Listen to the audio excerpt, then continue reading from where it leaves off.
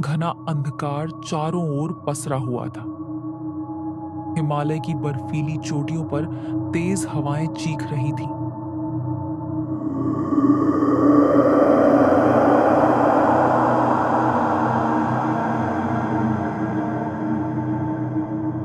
मानो कोई अनदेखी शक्ति वहां जागृत हो रही हो।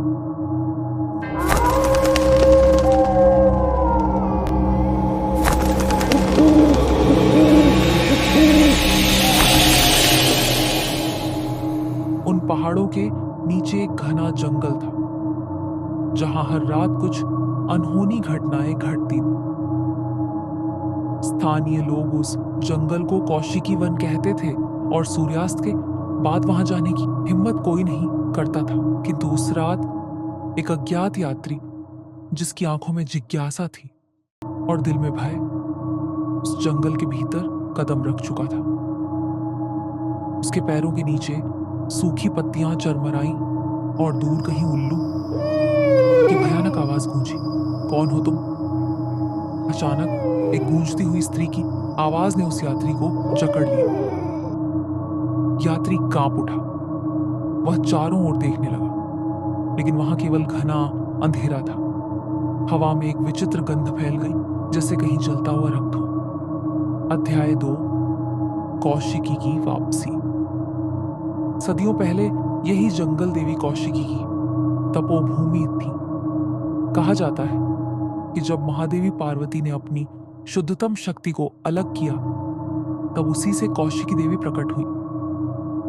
वह योद्धा देवी थी, जिनका जन्म केवल शुंभ ने शुंभ जैसे दानवों का संहार करने के लिए हुआ था। उनकी शक्ति इतनी प्रचंड थी कि स्वयं देवता भी उनके तेज से भयभीत हो उठे थे।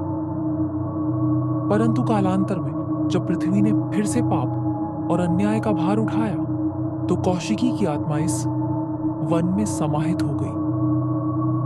जो कोई भी इस जंगल में आता, उसे एक अजीब सी अनुभूति होती। कुछ कहते कि रात में यहां किसी स्त्री की चीखें सुनाई देती हैं। कुछ का मानना था कि देवी स्वयं अपने शत्रुओं की प्रतीक्षा कर रही है। अध्याय 3, रक्तमयी भेंट। यात्री का दिल तेजी से धड़क रहा था। उसने हिम्मत जुटाकर आगे बढ़ने का प्रयास किया, लेकिन तभी उसके सामने अचानक एक विशाल आकृति प्रकट हुई। वह एक स्त्री थी, किंतु उसकी आंखें जल रही थीं और उसके शरीर से रक्त की धाराइयों बह रही थी। तुम यहां क्यों आए हो? वह देवी स्वर में बोली। यात्री कुछ कह पाता, इससे पहले ही वह जमीन पर गिर पड़ा। उसे महसूस हुआ जैसे हजारों आत्माएं उसके कानों में चीख रही हों। आगे जारी